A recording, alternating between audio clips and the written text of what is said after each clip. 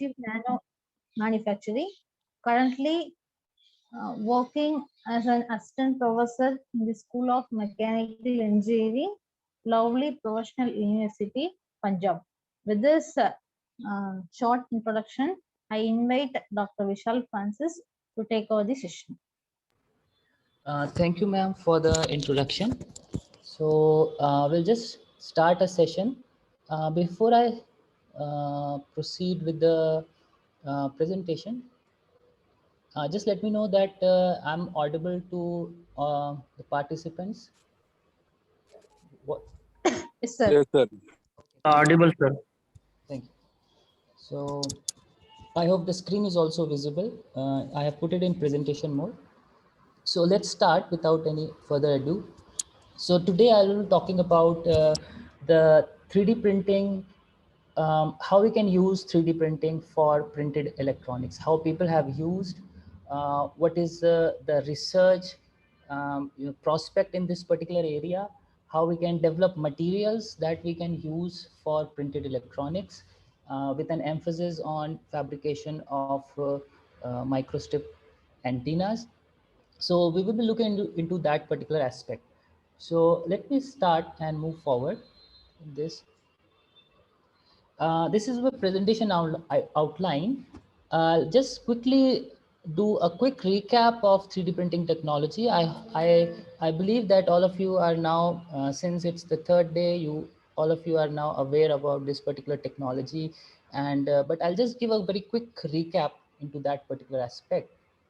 I'll talk about the applications area where we can use in a generic form, and then we're going to concentrate on the nano composite, how we can develop, and what are the 3D printing, like how we can print the electronic components like antennas by 3D printing process.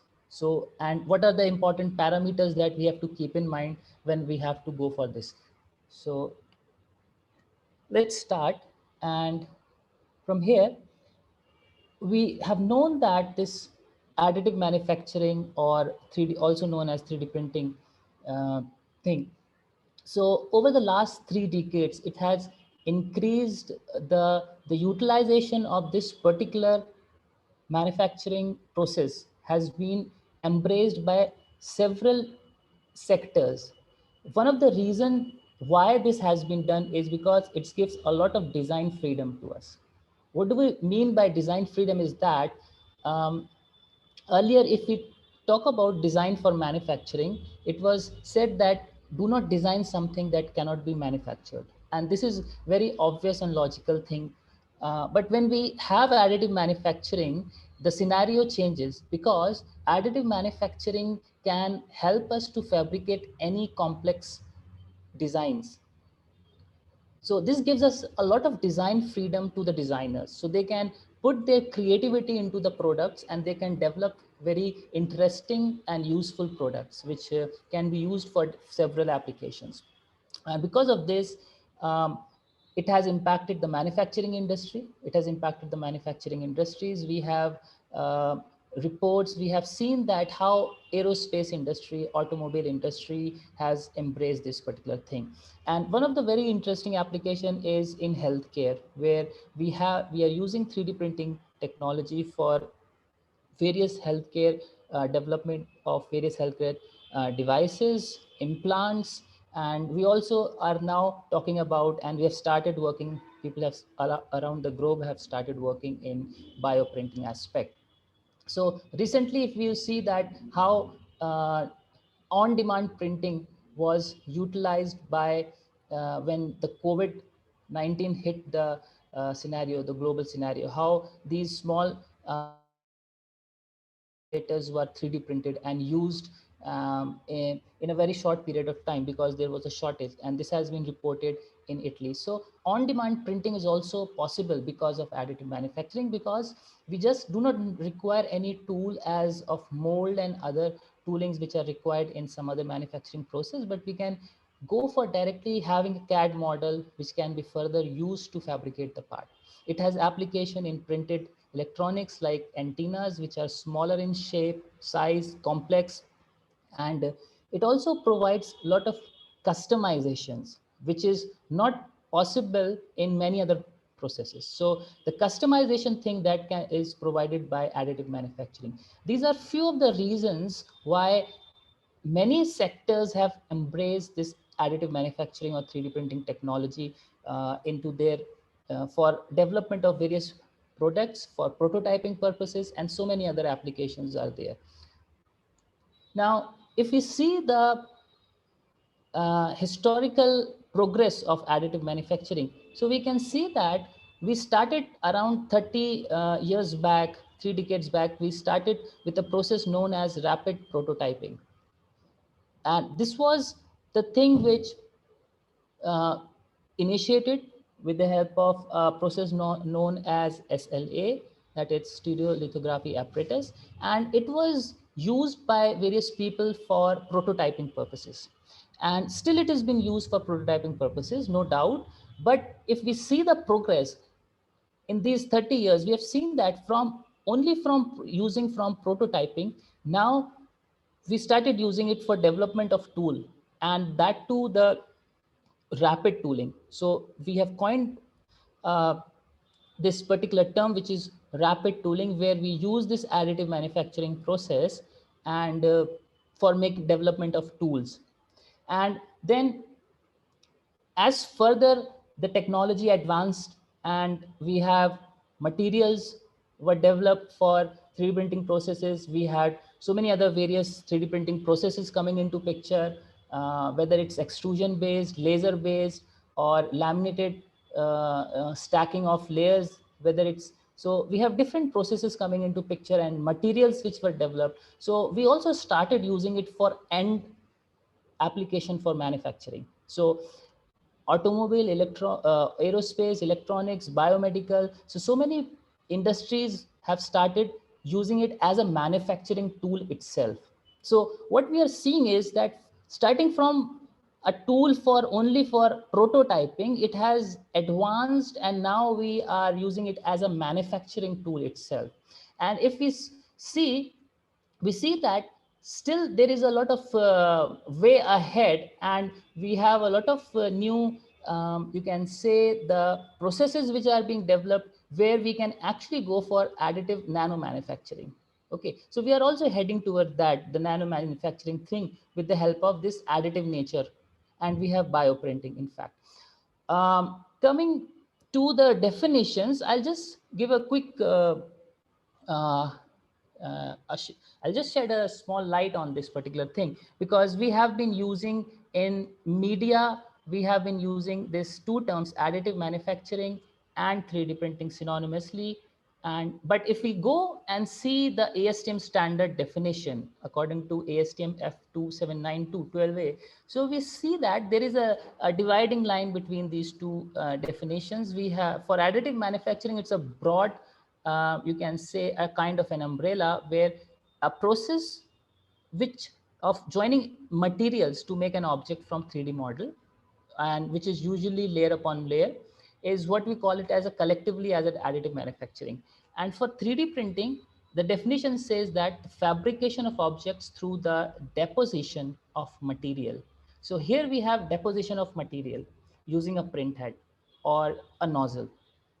So this is specifically, if we see the definition according to ASTM, we have a dividing line between these two things. So any process which is used to make a part layer by layer manner from a 3D model can be termed as under the category of additive manufacturing. But if you go for 3D printing, it's more about when if we are depositing the material. Okay, so we'll see that how we have different processes where in some process we do deposit the material, in some process we do not deposit the material is already there, either we are using a laser or any other binder to get that consolidation thing. Okay, now just quick application area, aerospace industry. We have so many companies which are using additive manufacturing. So you can see that these are the 3D printed fuel nozzle tip over here for the LEAP engine, which has been fabricated by GE Aviation, and around 30,000 pieces have been manufactured. Um, Now, Not only this, if you see this Airbus, so it has around 1000 3D printed parts. Why aerospace industry is using is because we can go for optimization of our design in order to reduce the weight without compromising the you can say the performance of a part. So I can reduce the weight. So if we can reduce the weight by complex design or new very innovative design, that can be very helpful for aerospace industry to save the fuel consumption. Similarly, we have space stations where we have seen that how NASA has installed 3D printing printers over there, and parts have been printed over into that space station. So if we see that the very first instance of the world manufacturing is with the help of this 3D printing technology. Is with the help of this 3D printing technology. So this is one of the areas. We have automobile area where uh, a lot of companies are using this, and they're using it for functional prototyping purposes. They're using it for manufacturing of tools. They're using it for manufacturing of jigs and fixtures and automobile direct components manufacturing. So what we see is we can see that many components in different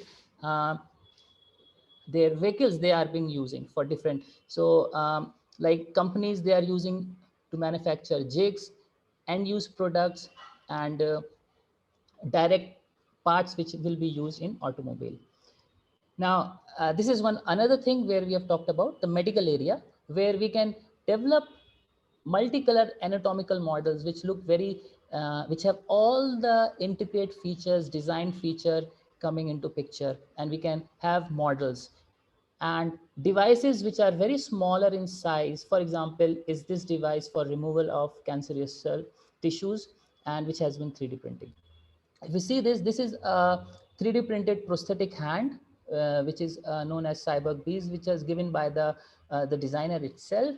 And this is specially developed for the kids, because for people who cannot afford those very expensive electronic prosthetic hand, this is one of the options, which is around only $50 of cost, and it can be printed within a day, and it has certain functionality as well, and no electronics, only body powered. So all these are 3D printed. If you go for dentistry, we can see that these transparent aligners. So earlier we used metal. So now these aligners can be 3D printed with the help of SLA process, for example, or DLP process, and which are very transparent for aligning of teeth. Okay, and we have 3D printing where we can use it for operative surgical planning, where if we have a patient data, for example, CT scan data, that can be used to develop a CAD model, a virtual model, and further it can be used to develop a physical model. And there these physical model can be utilized to examine the fracture. For example, this is a case where there is a very complex fracture of this tibia bone. So you can see that these are around 5 fractures that took place over here. So if you have a physical model, which so the surgery can be planned very efficiently. The blood losses during the surgery can be reduced, and fast recovery can be ensured. So people around the world within our country are using this particular thing, have started using this 3D printing technology for surgical planning as well. Now, moving ahead, we have so many other applications for functional testing and prototyping, rapid tooling, printed electronics, where we can print different electronic components, whether it's a substrate or the conductive line, the traces that we have to fabricate. All these things can be fabricated with the help of 3D printing technology. Okay, so there are various technologies which we can actually use for this particular thing. So I will be concentrating upon one of the technology which is economical, very economical, and for specifically for research and development and innovation point of view, that these machine can be easily procured by institutions or even individual persons who are interested in this particular area. They can even purchase. So this is very economical compared to the other manufacturing that we have. but still we can use it for the research and innovative purposes. If we talk about in any area, whether it's for biomedical or electronic, printed electronics. So I will be talking about that particular thing. Coming to the generic process of additive manufacturing. So we have seen that if anything which is making a part from a CAD model and it layer upon layer, one layer at a time, that can be termed into the category of additive manufacturing. So if we see the generic additive manufacturing process, it will be something like this, where we start with a CAD model. So we have a CAD model which generally is converted into .stl file, because many you can say the printers that are available, they are using STL file. So it has become as a de facto standard, even though we still have other file format which can be used, but this is one of the most used file format. So we generally convert it into an STL file, and then we decide what kind of orientation we want, how we want to orient the part during building the part,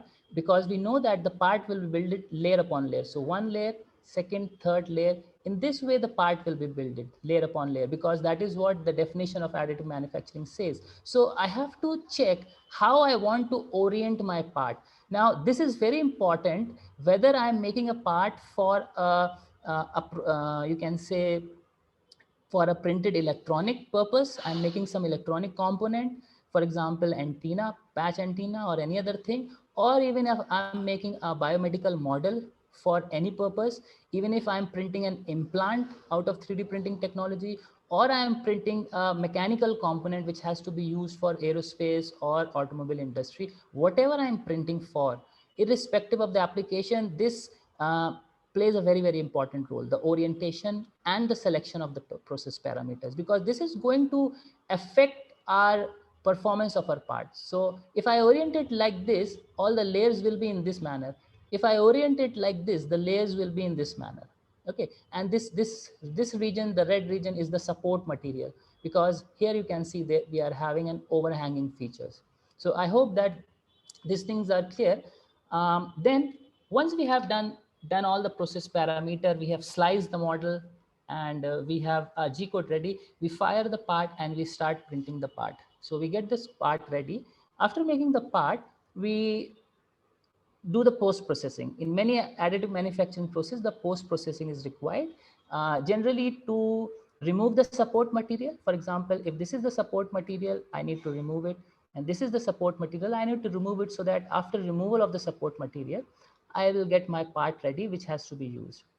So post processing not only requires involves removal of the support material. This is an integral part. Further post processing can also be applied depending upon the application for which we are printing the part.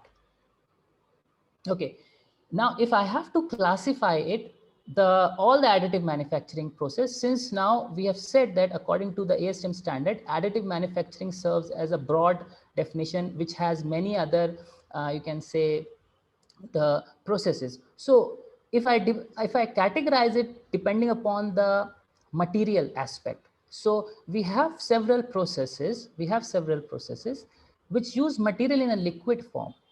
For example, SLA-DLP, polyjet. Okay, we have processes which uses material in the form of discrete particles, that is powder particles. For example, SLS, SLM.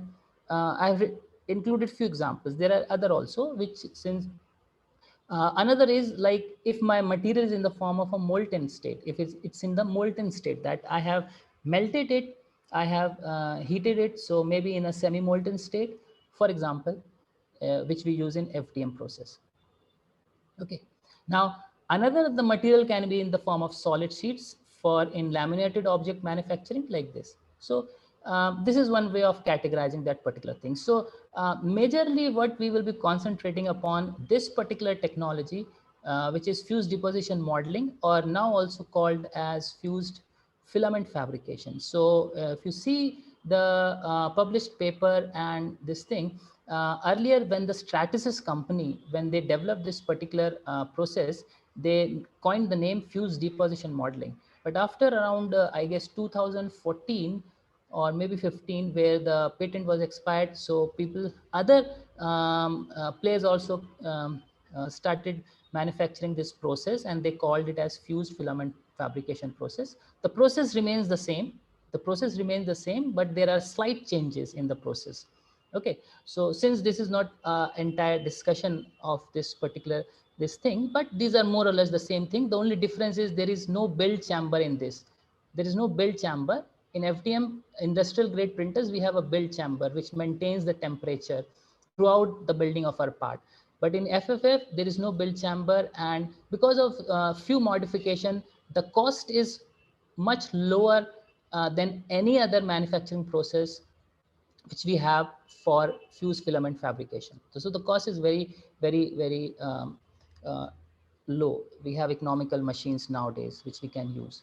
So this is what we were saying, that if I have a process where, for example, FDM or fused filament fabrication, we have filaments and we melt them on the nozzle and we extrude them, and the materials that we can process are thermoplastics composite.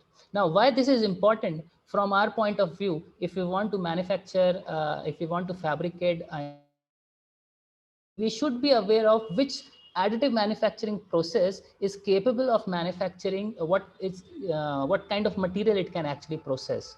So for example, if I have to print an antenna, a small microstrip patch antenna, I will be requiring a dielectric substrate and I will be requiring some conductive path. So I need materials which are having the properties, dielectric materials and materials which are having good conductive properties, electric conductive properties.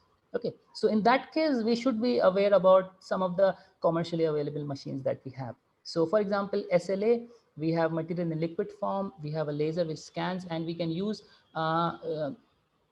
UV curable resins in that which takes under the consideration of photopolymerization. For discrete particle, that is powder based, we have SLS, SLM, 3DP, where we have a bed of powder and we either use a laser scanner or we use a binder so that we can do the consolidation of the part.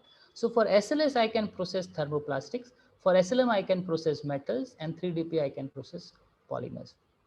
Similarly, if for laminated object manufacturing, we have solid sheets and we have laser cutting, and the materials that we can process is paper, plastic, and in some machines we can also go for the metals. However, this is not one of the widely used because these laminates are not that much having you can say the bonding, so it is not that much used.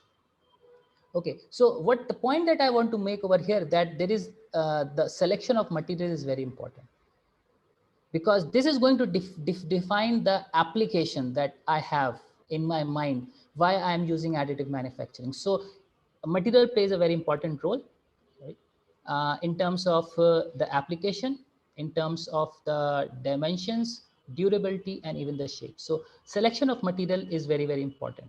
Okay, so if I have to make a part from metal, for example, I have no choice to go for any other process other than the process which can process metal.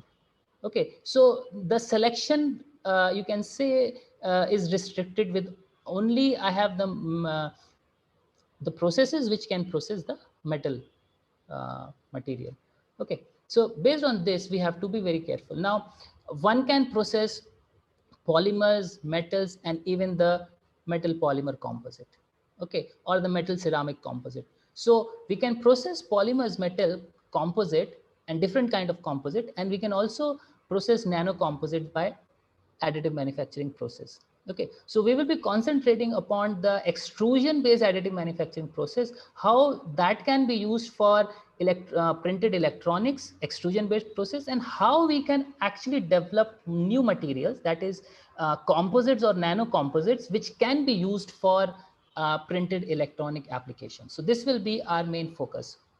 Okay, so coming to this extrusion based process, let's have a look on the some of the detail of this process that we have. Okay, so let's have this. So what kind of material it can process? It can process thermoplastic material, and most of the materials are amorphous in nature that we process, are which are preferred, but we can also process thermocrystalline, semi-crystalline materials also, which are there. However, the semi-crystalline materials may impose a little bit of difficulties when we print it in fused filament fabrication process because of the you can say the warpage. You can see as we are moving from the glass transition temperature to the melting region, we can see there is a much change in the volume. So because of this, there is a lot of warpage problem that can come into picture when we process semi-crystalline materials, but still we can prevent it by selecting proper process parameters. Now, if we see this schematic diagram, you can see this is telling me the cross section of my fused filament fabricated part.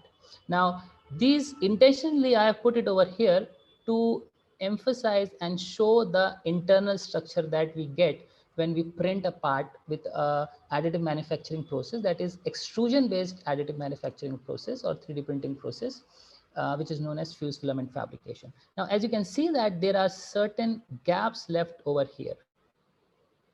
You can see some of the gaps which are left over here in these areas, Now, these are very, you can say the inherent property of these extrusion based 3D printing process, and this affects the performance of my part, whether it's electrical conductivity or its mechanical strength we are looking into, or the dielectric properties. These gaps are going to affect the performance of the part. So that is the reason I wanted to show this, and how we can actually play around by selecting the process parameters which are present in this, and we can tailor the material properties, which is very, very important, we are going to discuss in the coming slides.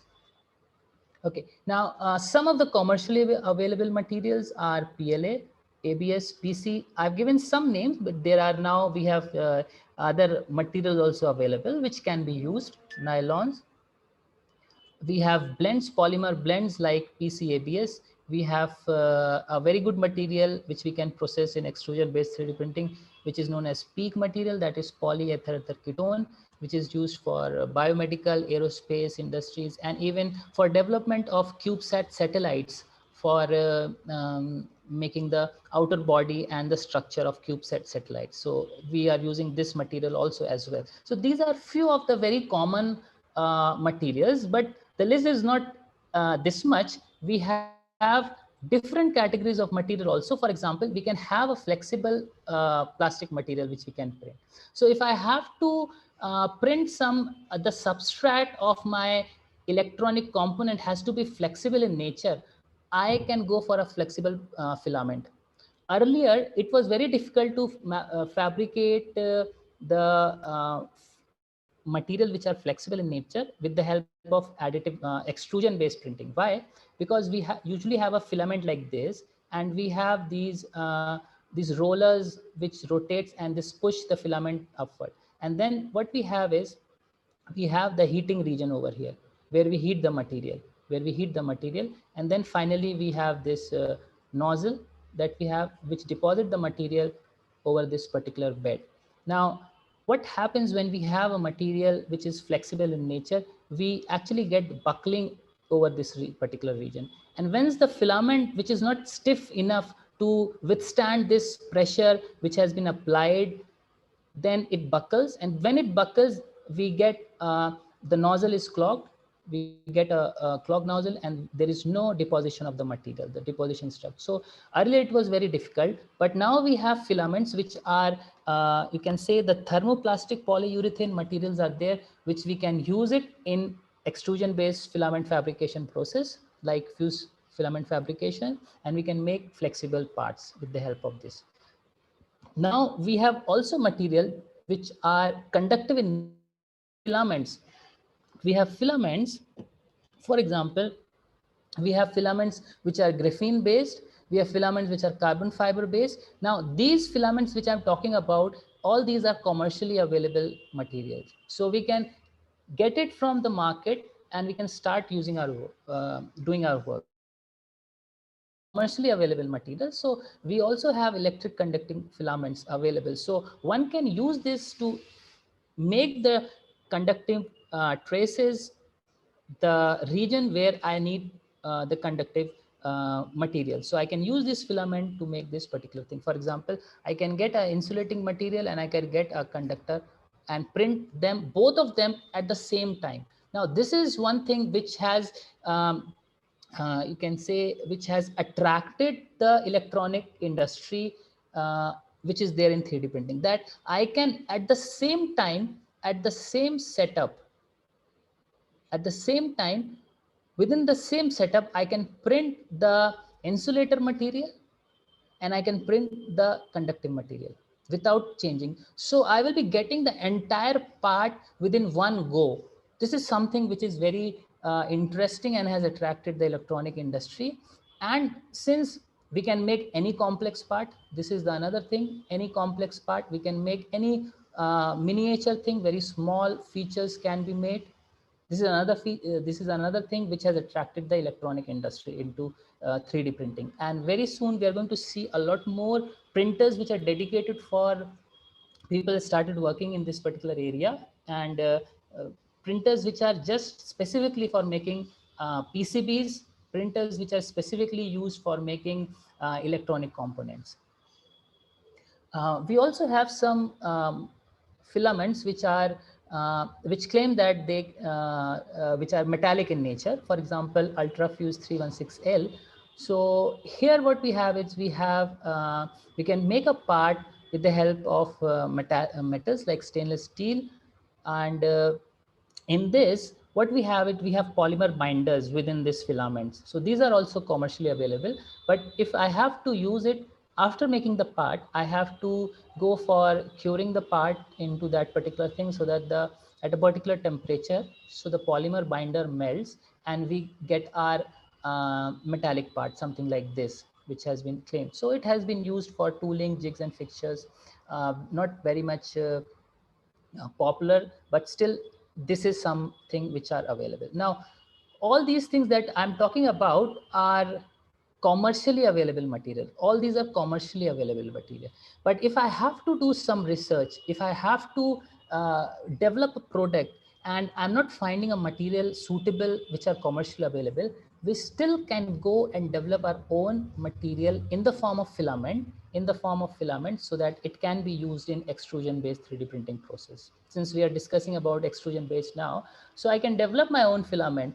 It can be a composite or nano composite, and with required features that we require, and then that can be used. So both things are there. There are few commercially available materials, metallic, conductive, and dielectric materials, which we can directly purchase and use, and we can also develop our own materials.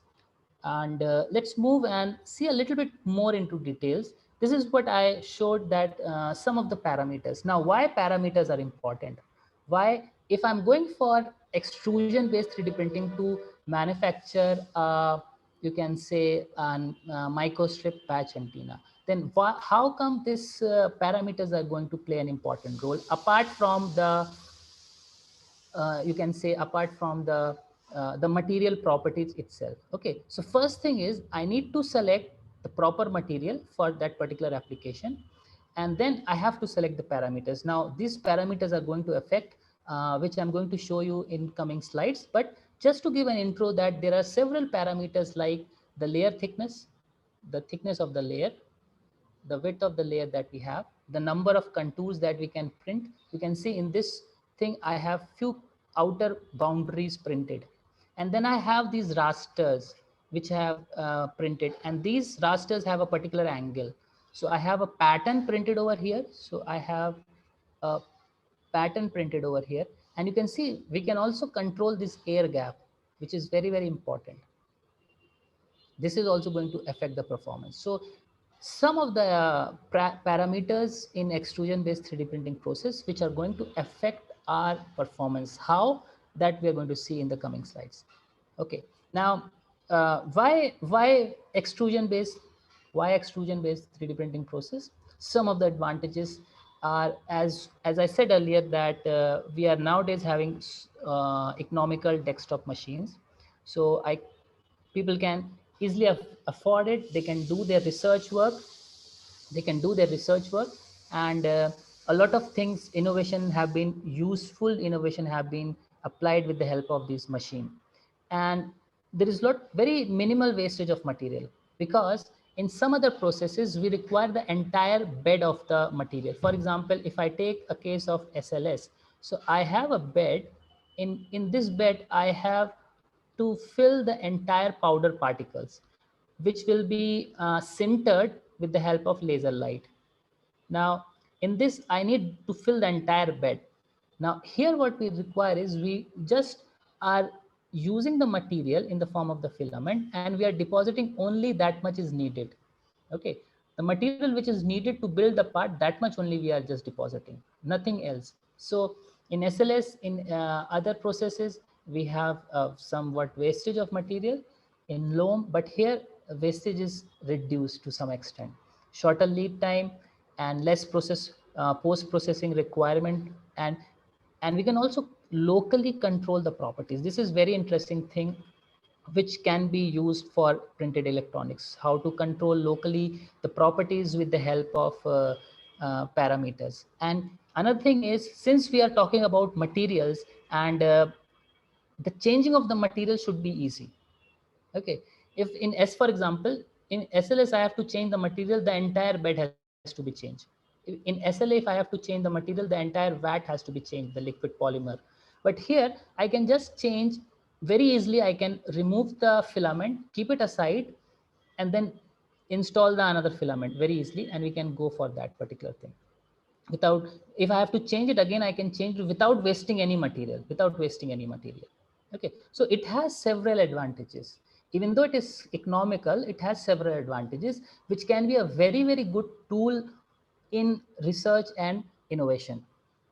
Now, let's move and see some of the examples of printing of components, like we can say the printed antennas that we have. Now, you can see that a very flexible antenna has been printed. Okay, now this is a flexible 3D printed antenna. You can see that. So now if the requirement is flexible, I can go for 3D printing using some materials which are flexible in nature. Plus, I can play around with the properties, internal structure, the mesostructure which is there, and I can play around with that to provide and control, or you can say tailor the stiffness and flexibility of the part. Okay, how we can do that, we'll see that. Now, this is a bow tie antenna over here. Now, smaller in size, one of the requirement for you can say for advanced wireless communication devices, smaller in size.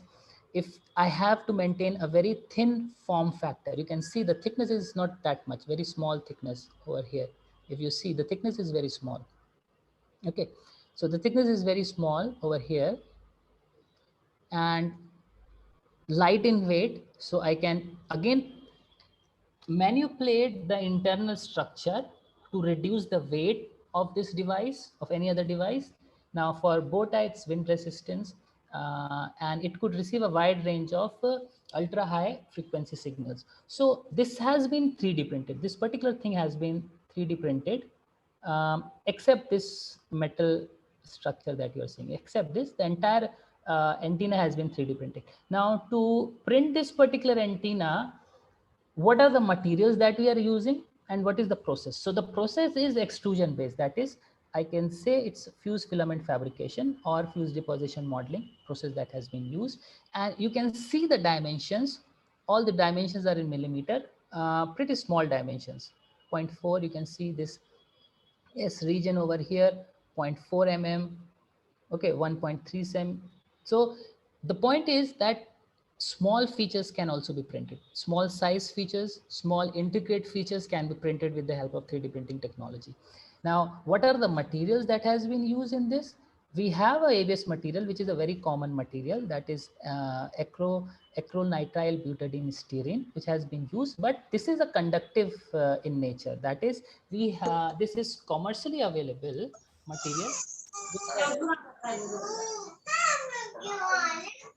So this is a conductive material which has been used, conductive ABS material, that is some external agent has been mixed, for example, graphene, or have carbon fiber based also conductive material. So this has been used to make the conductive filament, and then that has been used. We have this flexible thing that has been provided with flexible polylactic acid filament that we have. So we have a PLA which has been printed. So some portion has been printed with conductive ABS, some portion has been printed with the PLA. Now the question comes, how we can print the entire structure in one setup, which is one of the you can say feature which is very useful for making parts like this. So how we can achieve this particular thing? Let's have a look on that. Now, if we see the construction of extrusion, that is fused filament fabrication machine, so there is something called as a dual extrusion which we can utilize. Okay, so I can utilize this dual extrusion concept for printing of electronic components. How? Generally, what we have a setup like this where two nozzles are there. In most of the extrusion based 3D printing machines, we will be having two nozzles. Okay, we will be having two nozzles.